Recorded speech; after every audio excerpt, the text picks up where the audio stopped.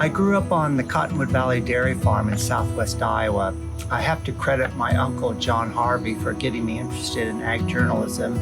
He was a member of AAEA and also a past president. So I went to Northwest Missouri State University for 2 years, and then transferred to Iowa State University, where they had a really good ag journalism program. My first job right out of college was as a field editor for Wallace's Farmer magazine.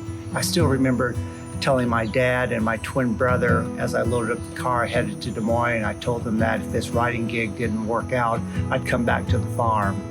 So I stayed at Wallace's Farmer for a couple years and then had an opportunity to move to St. Louis and work for the American Soybean Association for their magazine Soybean Digest. I was there for about 6 months, and the editor announced that he was leaving to go back to the farm. So all of a sudden they named me editor of the magazine. All of a sudden I found myself 25 years old and heading up a national farm magazine. That was definitely a deer in the headlight moment. So I stayed there until about 12, 13 years.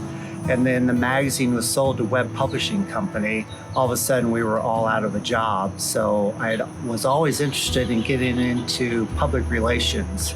So I took a job with Miller Meester Advertising in Minneapolis as an account supervisor in public relations.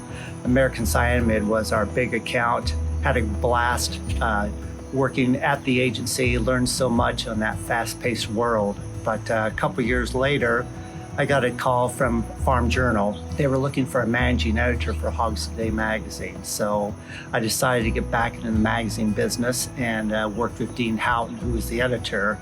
It was a really interesting time to be reporting on the hog industry.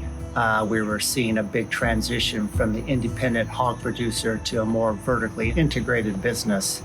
And when I think about it, you know, I worked for Hogs Today magazine and Soybean Digest.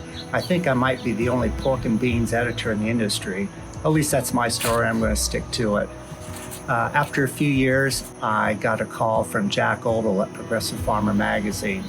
And he told me that he was looking to hire 2 editors to elevate the magazine. So he hired myself and Jim Patrico away from Farm Journal, and we were senior editors for the magazine. I was hired to cover crops, and Jim was hired to follow the farm equipment industry and be the photographer. I still remember our first meeting in Birmingham. Jim and I walk into this huge conference room. There sitting at the table was Dale Dieterling, Earl Manning, and Tom Curl, all past presidents of AAEA, and here were 2 Yankees coming in to tell them how to help elevate the magazine. Guess we did okay. I was promoted later as executive editor, and then after that, a few years later, to my current position as editor-in-chief of Progressive Farmer magazine.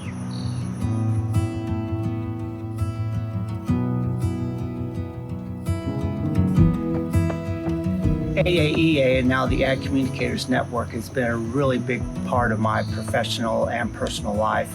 I've met lifelong friends to the organization and have learned so many new skills attending various workshops and the annual meeting. I think I've chaired or served on almost every committee that the association has to offer. Probably the one thing that I'm most well known for is working with Karen McMahon and Willie Vogt on sponsorships. Over the years, we've raised a lot of money to bring a quality program to the organization and to help host the IFHA Congresses, the 2 that we've had here in the States. I think one of the other things I've really enjoyed as being a member of the organization is the International Federation of Ag Journalists. I've had an opportunity to travel to several countries around the world. It's just a terrific opportunity to meet other journalists from different countries, and it really gives you a broader perspective and a really deep concept on how agriculture affects everyone around the world. It's a huge honor to receive the Lifetime Achievement Award. I want to thank the members of the committee, but in particular, Joanne Allenbaugh, Karen McMahon, and Greg Lamp for nominating me. It's probably one of the highlights of my career, and I'll be forever grateful.